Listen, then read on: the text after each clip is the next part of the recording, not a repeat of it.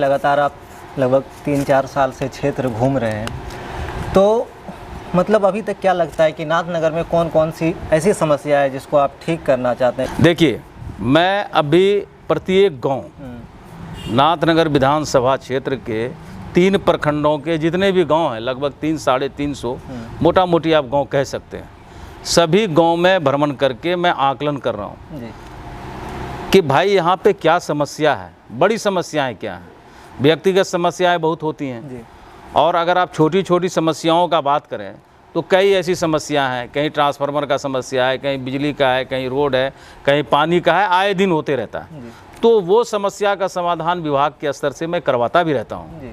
कई ट्रांसफार्मर मैंने बदलवाए, कई जगह बिजली के समस्या थी, मैंने जिला प्रशासन से बात करके उसको इंश्योर कराया, क्योंकि सरकार के पास सभी तरह की व्यवस्थाएं हैं और कम्युनिकेशन गैप या आम लोगों का वहां तक पहुंच या पदाधिकारी के स्तर से लापरवाही, वैसी परिस्थिति में ही सरकारी योजनाओं की विफलता आती है। क्योंकि मैं उस विभाग में काम किया हूं, मुझे पता है कि कौन से रास्ते से कौन काम होना है, और निश्चित रूप से जब जब मेरे संज्ञान में कोई समस्या आया तो भागलपुर जिला प्रशासन के विभिन्न विभागों के पदाधिकारी से बात करके मैंने उसको इंश्योर भी कराया और आए दिन हर दिन कराया भी रहता हूँ।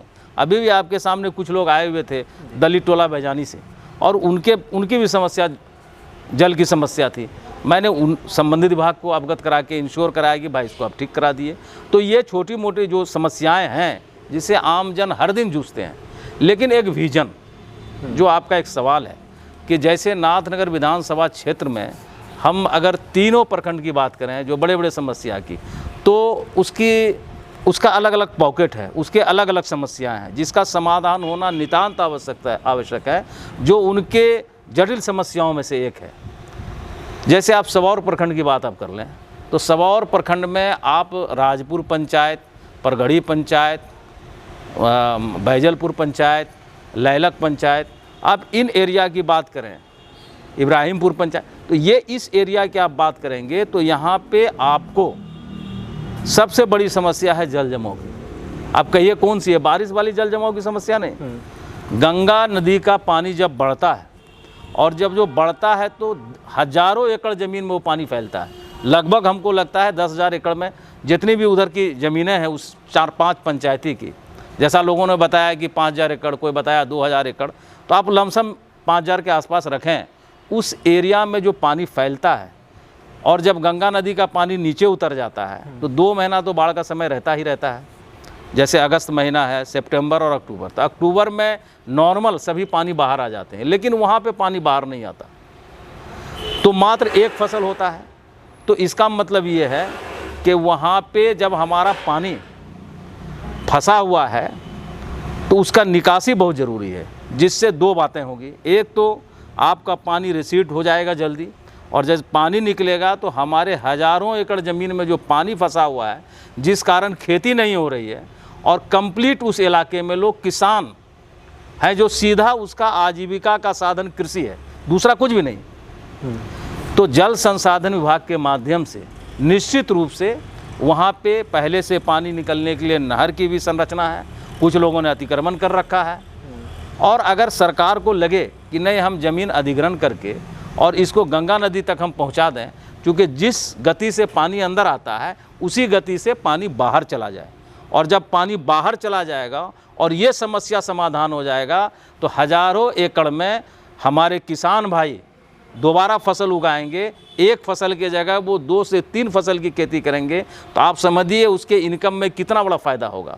तो ये एक बड़ा विज़न है वहाँ उस क्षेत्र के लिए हमारे पास। जो हम गए, किसानों से बात किया, वहाँ के स्थानीय लोगों से बात किया, तो हमें लगा कि नहीं, ये काम होना बहुत ही आवश्यक है, और निश्चित रूप से ये राज्य सरकार के स्तर का काम है। जब मैं चुनाव जीत के जाऊँगा तो मेरी प्रायोरिटी में वही काम रहेगा सबौर प्रखंड के लिए जी।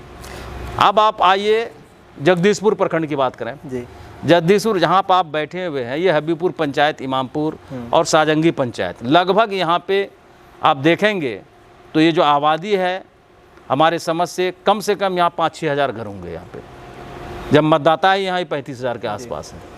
तो यहाँ पे सबसे बड़ी समस्या है कि जो बारिश का पानी है, जो आने वाले दिन का शहरीकरण टाइप का इलाका भी अब डेवलप हो गया है, तो यहाँ पानी की बहुत समस्या है। यहाँ का पानी निकासी ही नहीं है।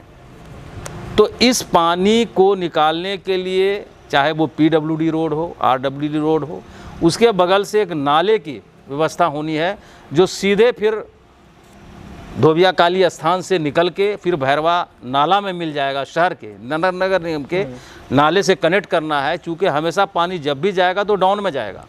तो ये एक समस्या है यहाँ पे। अगर ये समस्या का समाधान हो जाता है तो निश्चित रूप से यहाँ के लोगों को बहुत बड़ा राहत मिलेगा और गंदगी से लोगों को मुक्ति मिलेगी। और जो थोड़ा सा बारिश होता है जो आमजन पूरा प्रभावित हो जाता है।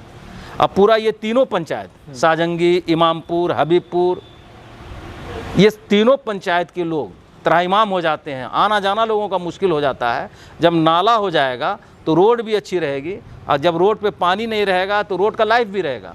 तो ये बड़ा काम है इस इलाके के लिए। इस काम को करना भी मेरी प्रायोरिटी में है।